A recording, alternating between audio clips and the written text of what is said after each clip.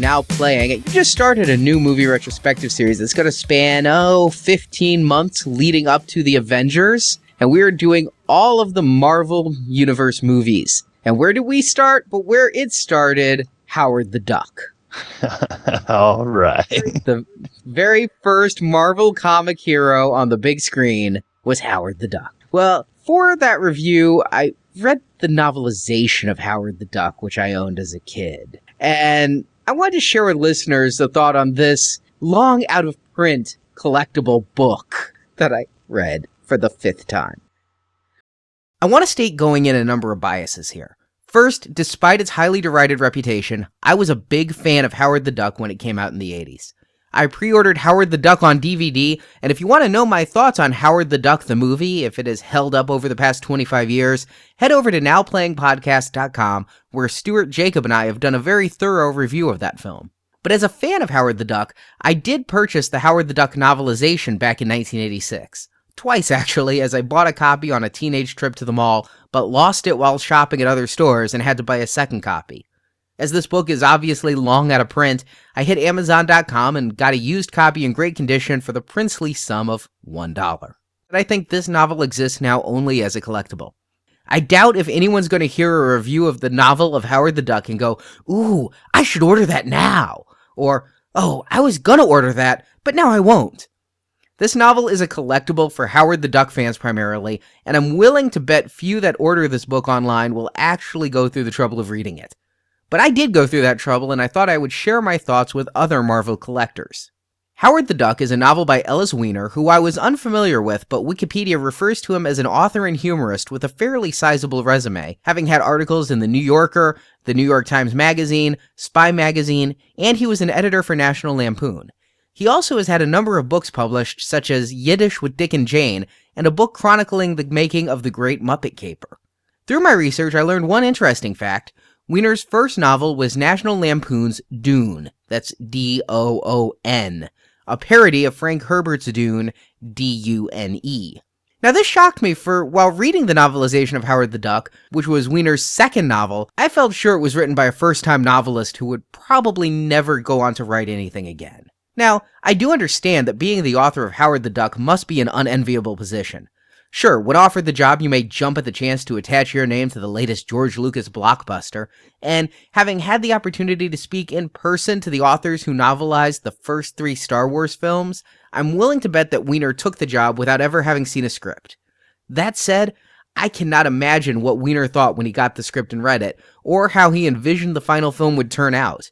What is clear, though, is that long before Hollywood and film audiences were let down by George Lucas's latest cinematic venture, Ellis did not like Howard the Duck.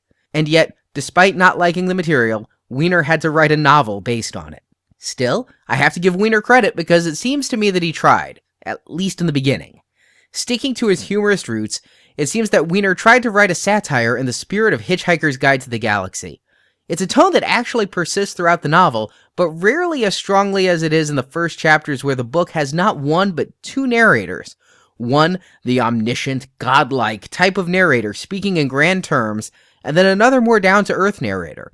But the 2 narrators are arguing about what to say and how to say it.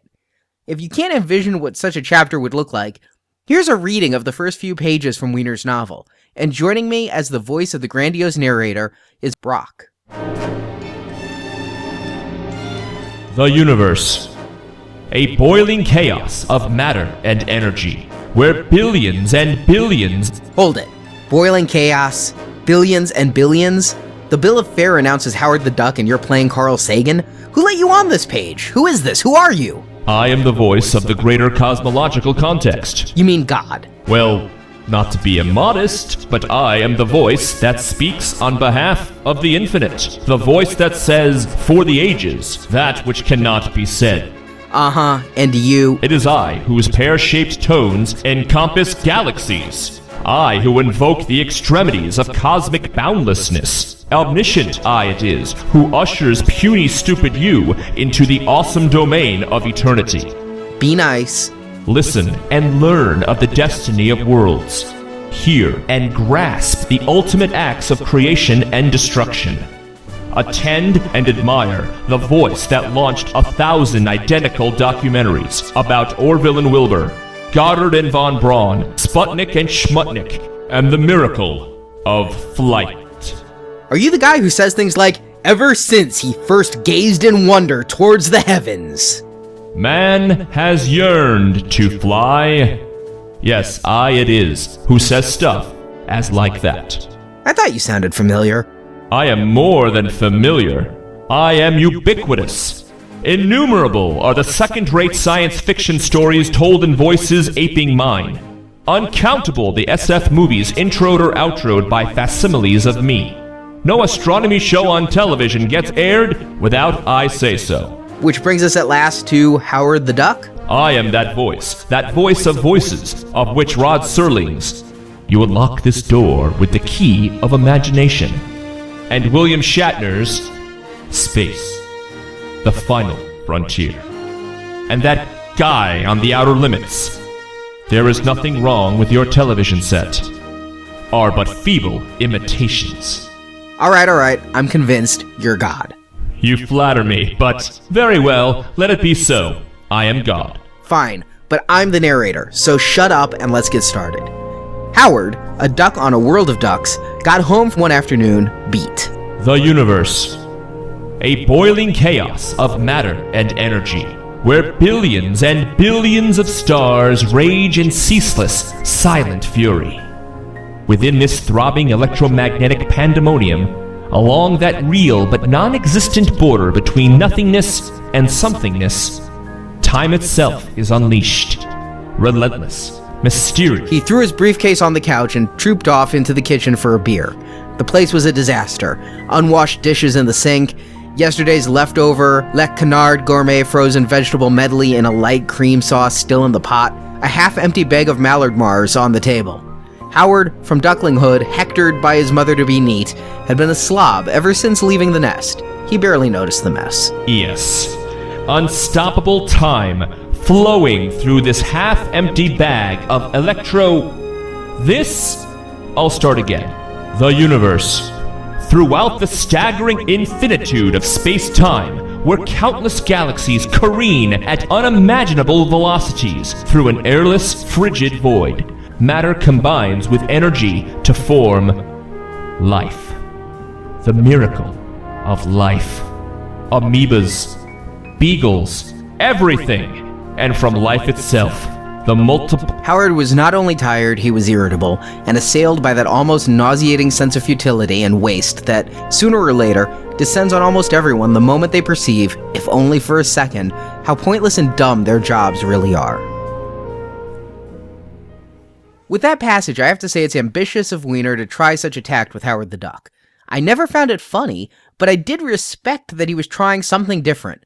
Unfortunately, I can only call this writing different, not original, as it is so obvious an aping of Hitchhiker's Guide to the Galaxy. While we do lose the grandiose narrator soon after that chapter, Ellis's strange tone of the book continues to ape Douglas Adams. The book is full of ironic interludes and asides, all the while telling you the story of Howard the Duck. When I found myself reading a 4-page description of the Nexus of Sonobus, home of the Dark Overlords, written as a mid-80s condominium ad, I knew I was in trouble.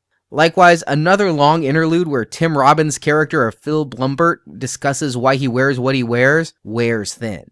All of these side stories stop the narrative cold, completely removing us from the storyline of Howard on Earth. And that would be well and good if they were funny or interesting, but they aren't funny in the least. Nor is anything else in the book funny. And this is from someone who actually finds some humor in the movie. I take that back, actually. There's one thing in this novel that's amusing, and it's how transparently the novel reveals Weiner's disillusionment with this story. The book starts off like an audience member watching the movie, full of hope, excitement, duck puns. In fact, I thought it would be nice if I could compile a list of all the duck references and puns to compile and put on the web to add to the worldwide knowledge base, but by the end of the 4th page I'd stopped. There were so many duck puns, I was spending more time writing than reading. But as the novel continues, the duck puns start to fade and the book takes on a different tone. In its prose, Weiner starts to show outright hostility towards the source material, referring to the story of Howard the Duck as a ripoff of Ghostbusters, though Weiner also takes a swipe of Ghostbusters, saying it is ostensibly a comedy. Also, rather than trying to find explanations for some of the film's more unlikely events, Weiner calls them out in his writing. He actually puts in his prose such questions as, why is there an ultralight aircraft in the parking lot of Joe Roma's Cajun Sushi?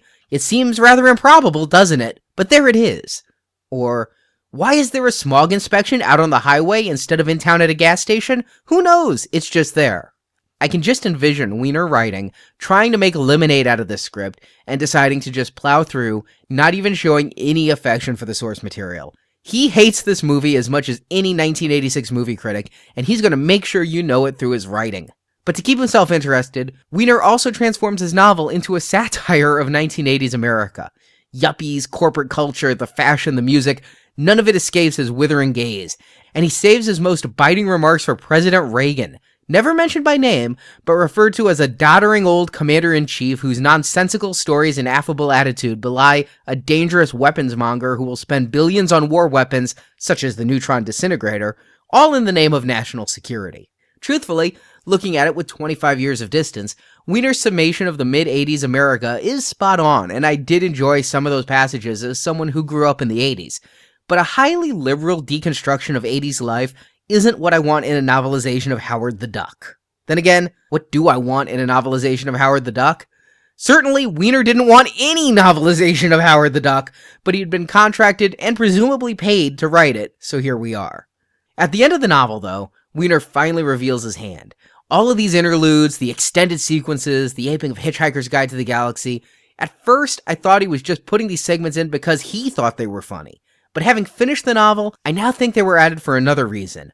Weiner couldn't meet the contractually obligated minimum word count, so he went back in and added them.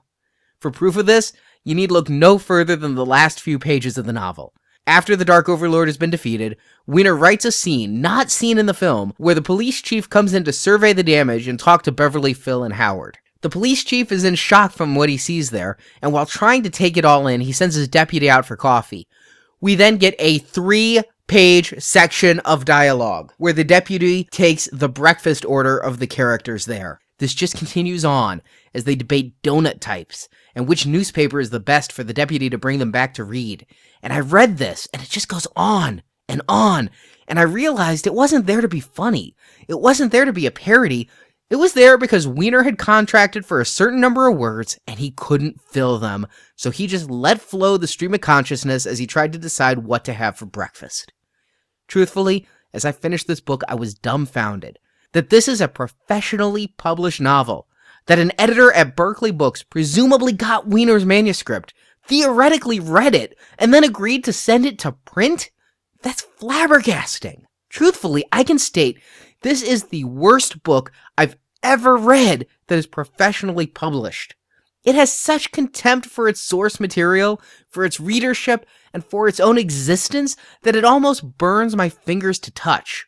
From reading it, I truly feel Ellis Weiner hates Howard the Duck, and he possibly also hates anyone who would buy a novelization of Howard the Duck. So in one respect, this book is a remarkable curiosity, a self-loathing object that even its creator believes shouldn't exist, but yet also an incredible waste of time and paper. I silently weep for the trees whose lives were cut short so that this abomination could be printed.